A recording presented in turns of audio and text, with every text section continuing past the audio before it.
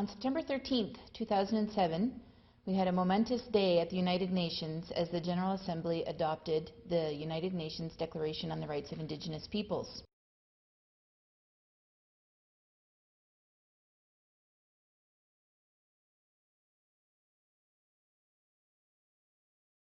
The Declaration definitely filled a void in the human rights system, and it is unique in many ways. One way is that it was the most discussed instrument ever done at the United Nations. The negotiations went on for more than 20 years. It was also unique in that it is the first time that the rights holders themselves, Indigenous peoples, were directly involved in negotiating the text. The process was lengthy, it was difficult. There were years where it seemed that states and Indigenous peoples could not get to a place where they could agree on these rights. But at the same time, everyone involved knew, whether that was the state representatives, the Indigenous representatives, civil society, UN agencies, they knew that there was a void in the international system. They knew there was a void in the human rights system that had to be addressed. Globally, Indigenous peoples are the most discriminated against. And so there was a deep understanding that it would be a terrible failure of the UN system if they could not elaborate the human rights of Indigenous peoples.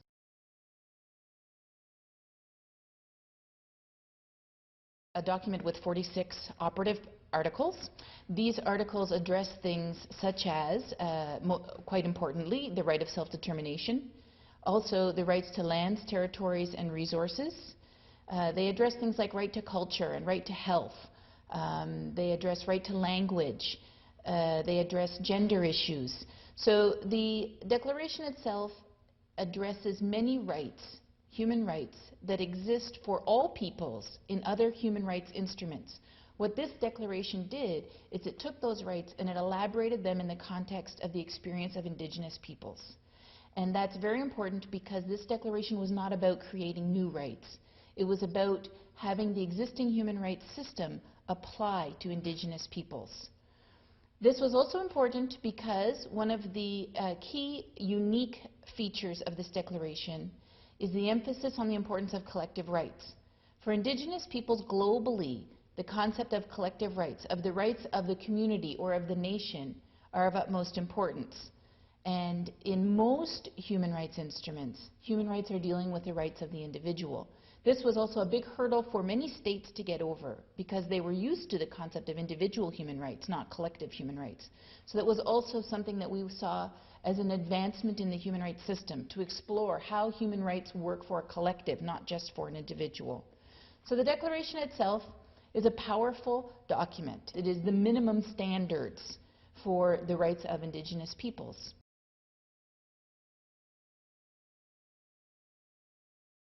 During the process in Geneva, which is where the working group was, my friend and colleague, Ed Nakawatase, who is a former staff person for the American Friends Service Committee, participated for several years as an observer. There were a handful of NGOs that did solidarity work with Indigenous peoples that came during the sessions and just observed. There was no role for them because they were not a part of the process in terms of negotiating. The Indigenous representatives were working with states. And it was absolutely critical for NGOs to be respecting that. Whereas in other processes, human rights NGOs might have been active in certain regards. They knew that this was not the place to do that. We needed to only take cues from the Indigenous Caucus. And in that point in the history of this development, our role was to observe and to be supportive. And so Ed went several years, and he reported to CFSC about these meetings. So we were following it. CFSC was following it, but we weren't attending the meetings.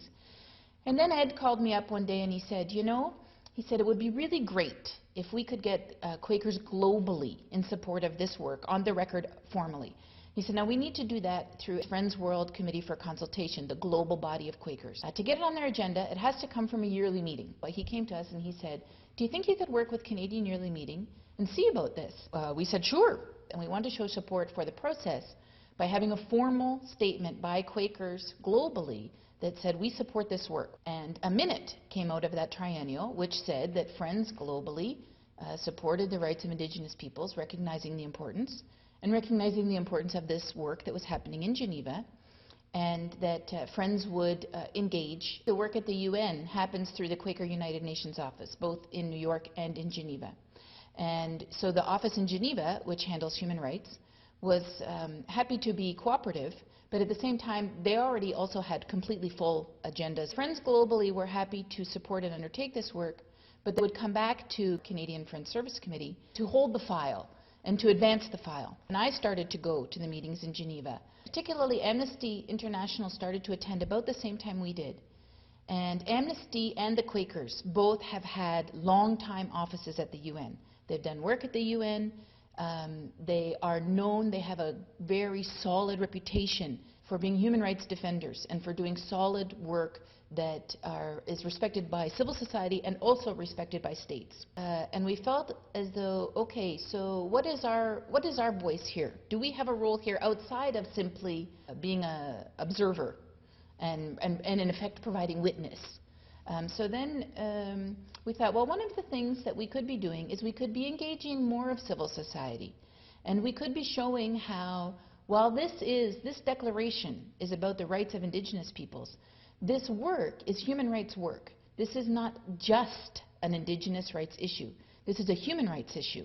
And all human rights organizations should at least be paying attention that this process is happening.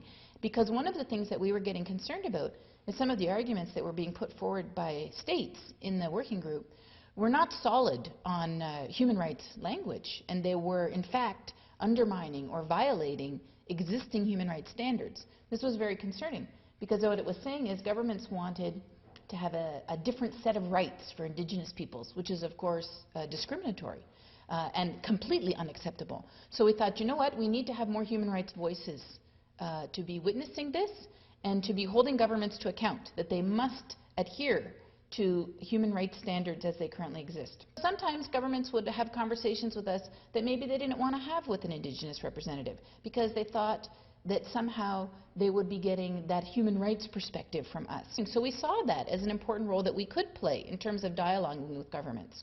And one of the other things we did in Geneva is we followed on the long tradition of the Quaker House in Geneva and the staff there, and we had a few gatherings at Quaker House with state representatives and Indigenous representatives. And these gatherings would be off the record, and they would be informal, and they would be an opportunity to dialogue with each other outside of the UN building.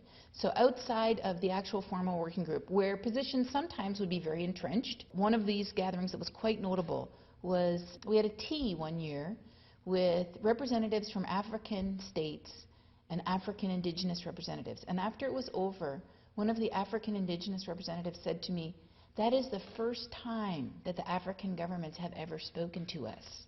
That is the first time we've had a conversation with them." So all we were doing was providing the space. There's a tradition for Quaker work at the UN is to provide that space for dialogue, and that's what we were doing. We were providing a space and a way for these conversations to happen.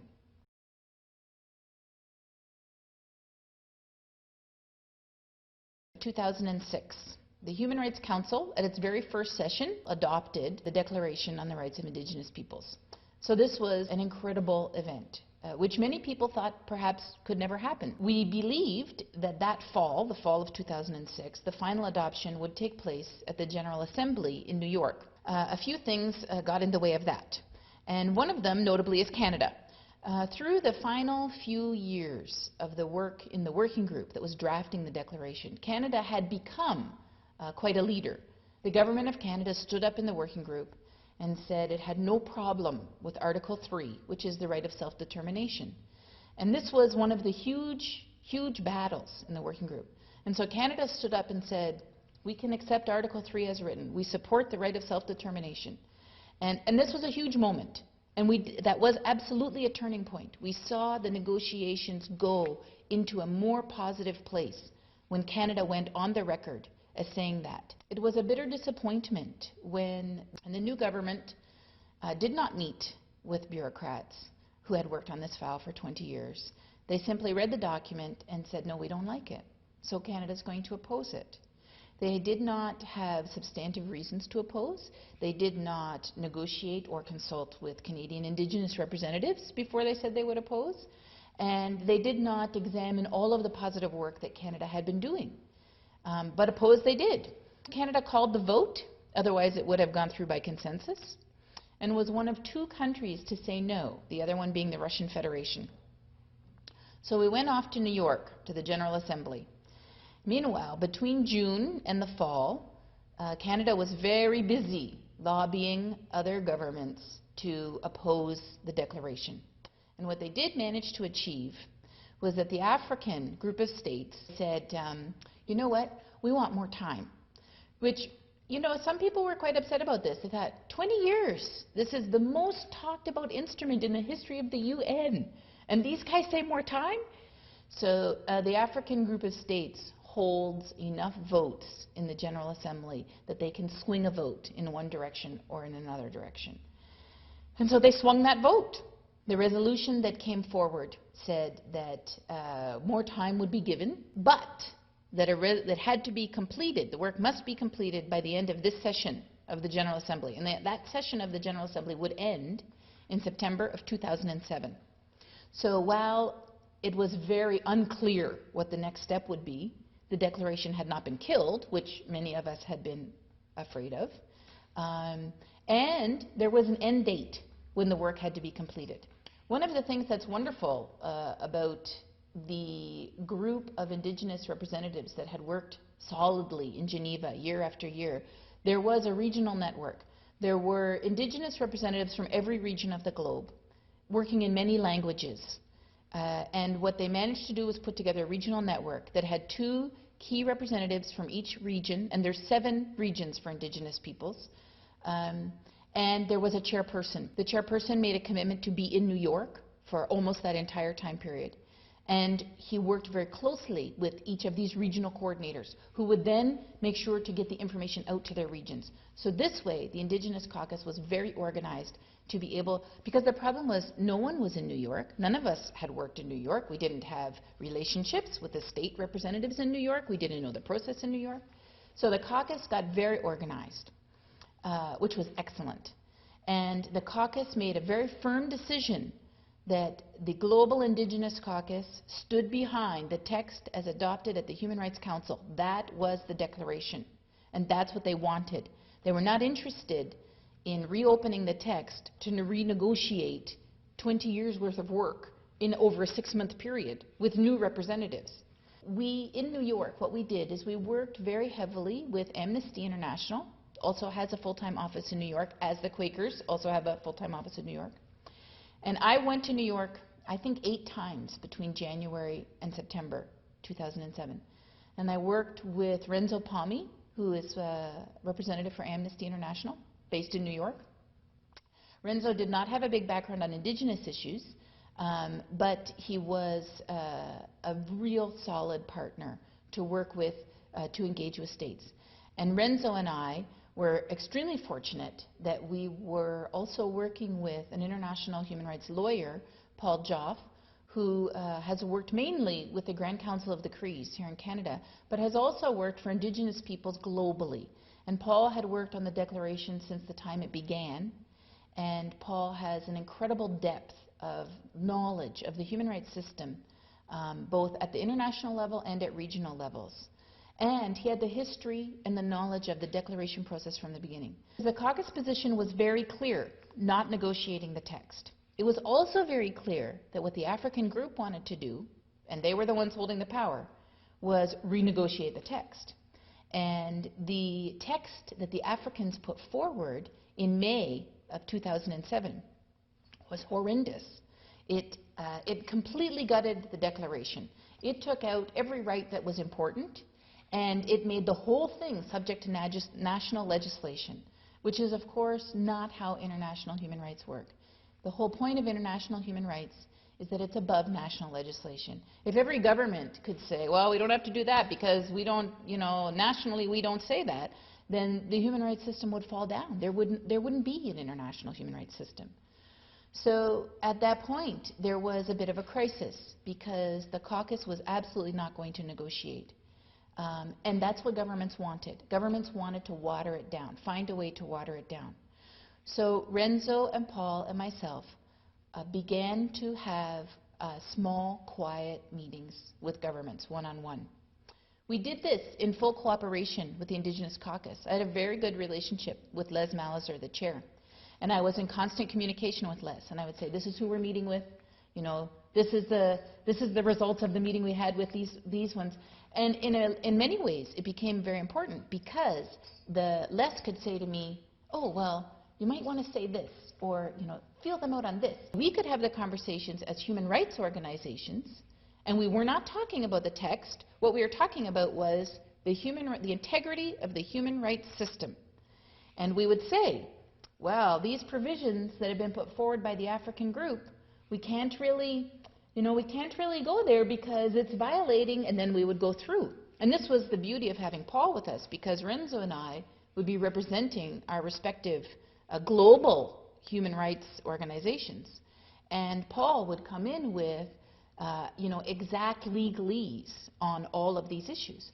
Well, the majority of the state representatives we met with had a very limited knowledge of the international human rights system.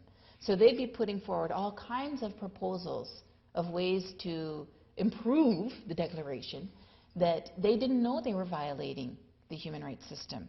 And Paul, in fact, studied the regional human rights system within Africa. And he studied their human rights instruments.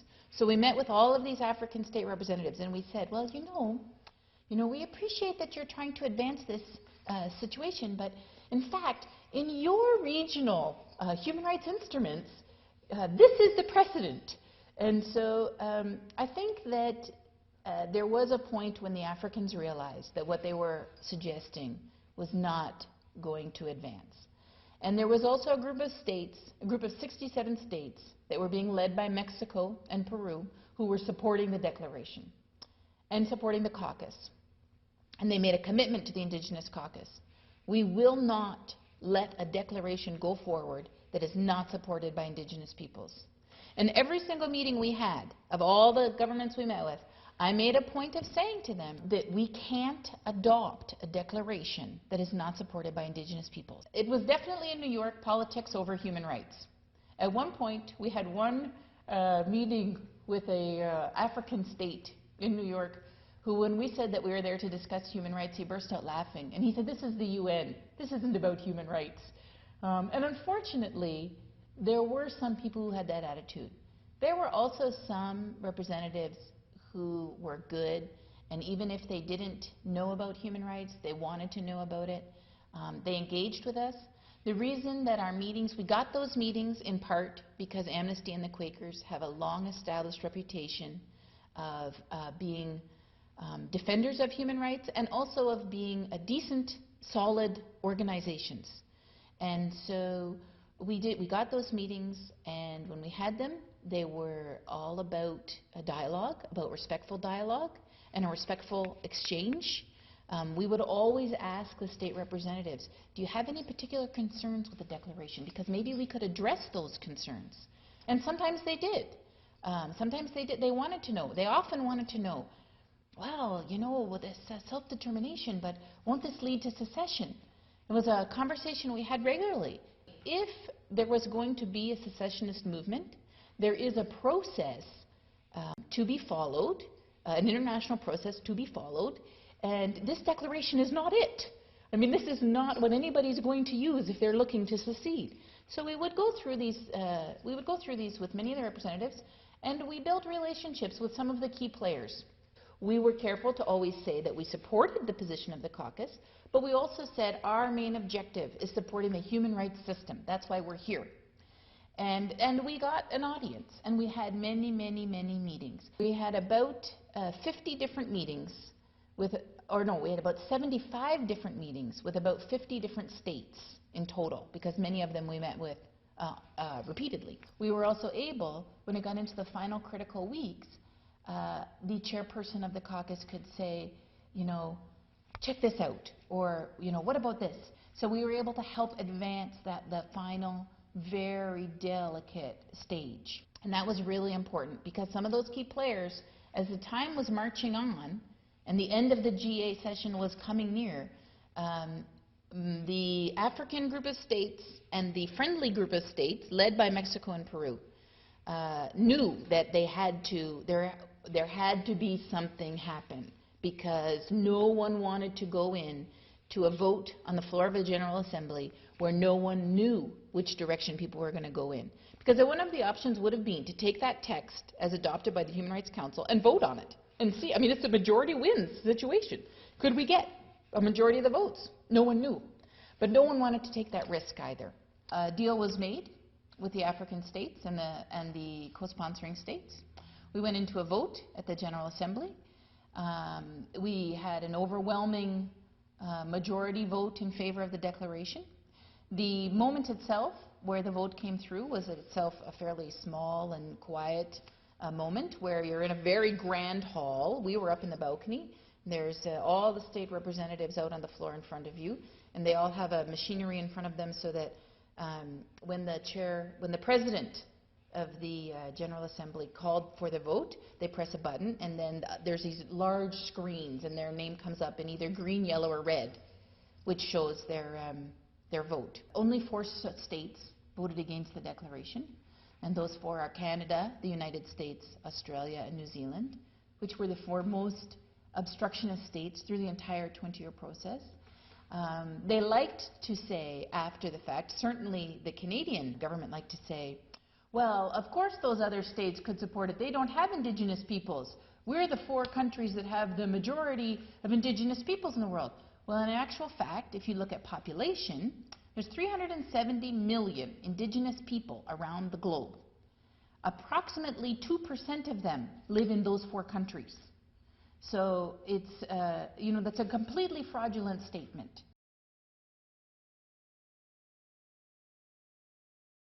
But what's important now is implementation. This declaration was 20 years in the making. 20 years discussing what are the rights of Indigenous peoples. So now, it's time to stop talking about what are the rights of Indigenous peoples. It's time to start working on making those rights a reality. Making those rights have meaning for people and communities on the ground. There is no point in Quakers or anyone else doing work at the UN if it has no meaning for the people on the ground. So now that's what we're looking at. We're working with our Canadian partners, we're working with our international partners, and we're looking at implementation. What does it mean? What does it look like? What does it mean in Canada? What does it mean in Mexico? Declarations set standards. That's what they do. This is a standard-setting piece of work. So these are now the standards. These are the global standards for people working on Indigenous rights. We need to continue to do this education work so that people, civil society, as well as Indigenous communities are aware. This is what the declaration is. This was what it means. This is how we can use it to advance Indigenous people's rights. Once a year, the UN has a meeting which is called the UN Permanent Forum on Indigenous Issues. It's a 2-week meeting. It brings together people from around the globe to discuss these issues. So during this meeting, we are going to have a dinner at Quaker House, and we're going to have government representatives and Indigenous representatives, as well as some UN representatives, to discuss implementation. Okay, we have it now. Now what? And because in some areas of the world, this is they're already, it's not just they're thinking about it, they're doing it. And there's UN agencies that are doing strong work.